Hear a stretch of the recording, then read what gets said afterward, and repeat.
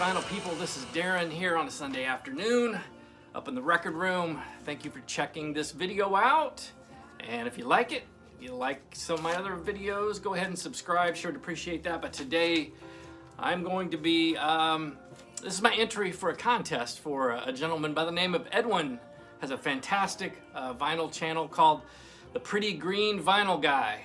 Check it out. This is his contest for earning 1,000 subscribers. So what an accomplishment. And hey, I really like this list because the questions, there's 10 questions. Basically, I'm going to go through these questions and show you some records and talk about some of these songs that he's asking about. But there's some, these are great questions. It's going to be hard to do in 10 minutes, but I'm going to try to pull it off in 10 minutes. Because there's some emotion behind some of these questions. There's some real stuff behind these questions, and you'll see in a minute. But the first question Edwin has is a song that makes you cry, right off the bat. And this one to me is from Radiohead off the OK Computer album, No Surprises. And try to get the glare off here. No Surprises. And if you've heard this, it's not, they don't really, Radiohead doesn't really give you an explanation of the song. They let you kind of interpret the lyrics on your own, but it just starts out, the song, just the melancholy feel, and it really just listening to it just grabs my heart. And at a certain time in my life, I was going through some difficult stuff, and I would listen to that song, and it would just, it could bring tears to my eyes. And if you watch the video, it's a gripping video because Tom York is in this this bubble, like this glass bubble, and water's filling up, and it actually submerges his whole head, and then he breaks out of that and starts breathing again. But it's just a fantastic, emotional, melancholy, kind of dark yet hopeful song. So that's a good one for me. Song, the second question is a song with a place in the title. Had to go with Led Zeppelin, Kashmir, right? I'm a drummer, and that super fat, thick beat that John Bottom's laying down on this record just gives you that kind of stink face. You got to go da-na-na, da-na-na, da-na-na. And it's one of my favorite Led Zeppelin songs. So Kashmir just sounds like an exotic, fantastic place that you'd like to visit, and it's an amazing song from Led Zeppelin. The third question is share a song with a color in the title. I am a Coldplay fan. I know that that might be a divisive subject because a lot of people don't like Coldplay, but I love them. I've seen them in concert. I just think they have some great kind of arena rock numbers, and the song is Yellow from the album Parachutes. Just a great song. I remember at the concert, the one I saw, you got to wear a wristband that was had lights on it. And it was coordinated to the show. So when they played Yellow, everybody had a wristband, and everybody's wrist was glowing yellow. So pretty amazing, technology, and just made the experience that much more fun. The fourth question is a song that they should make a movie about. And that's a great question. It's kind of fun because it really leads you down that road of maybe a song that's already telling a story, or a song that has a great story behind it. And I love the Drive-By Truckers. This album, Decoration Day, probably my favorite album from DBT. And if you know these guys, you know they're all about storytelling. And on this album, my favorite songs from DBT, are the ones that have Jason Isbell on them. And he's got two songs on this album that are just fantastic. The first one is Outfit, and the second one that I think you would be able to make a great movie out of is called, it's the title track, Decoration Day.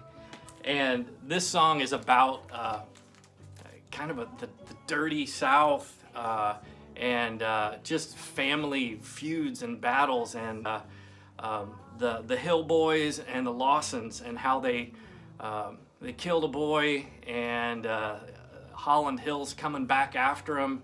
and you know, the Lawson boys, their dad must have beat them. There's just so much going on here. It's kind of a Hatfield and McCoy kind of situation, and I think you just the setting where it's at, the history behind that area, and just the you know, the human battles that people have with each other, I think could make for some great conflicts and a great movie. So anyway, Drive-By Truckers, Decoration Day. Check that one out.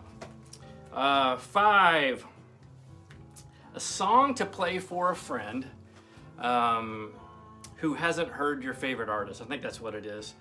And that one, that's kind of tricky. My favorite artist, most people have heard of and probably know a lot of his music, but I'm gonna go with a song off Prince's Sign of the Times. And this is the new re-release they just did, which sounds amazing, by the way. The Prince Estate did a great job with this release, so absolutely one of my favorite Prince records. The song is called The Cross, and I could have went with you know, a number of different songs from Prince, Purple Rain or Raspberry Beret, or just the hundreds of hits that he had, but The Cross to me is one that shows a little different side of Prince, his spiritual side, but yet it also has that, you know, amazing guitar. It's got a great drum part that comes in. It's very powerful. It's a building kind of song. It shows off his creativity. It shows off his musicianship, and it's hard to kind of put Prince into one song. You can't do that because he was so creative. But if I had to play one, it'd probably be that one. Question number 6, a song with either a boy or a girl in the title, and I am gonna tick both of those boxes. John Mellencamp, or John Cougar, in this case, American Fool. Jack and Diane. Come on, Jack and Diane. Everybody knows that. Boy and a girl's name in the title, and an amazing drum fill by Kenny Arnoff, one of my favorite drummers, so another reason why I chose Jack and Diane. Number 7, what do we got? A song you'd love to hear live. I've seen a lot of shows, and a lot of my favorite bands I've been fortunate enough to see. I have not seen The Killers. And it's funny, this question came up because a few weeks ago I posted, you know, when this whole COVID thing's over, I'm gonna go see The Killers.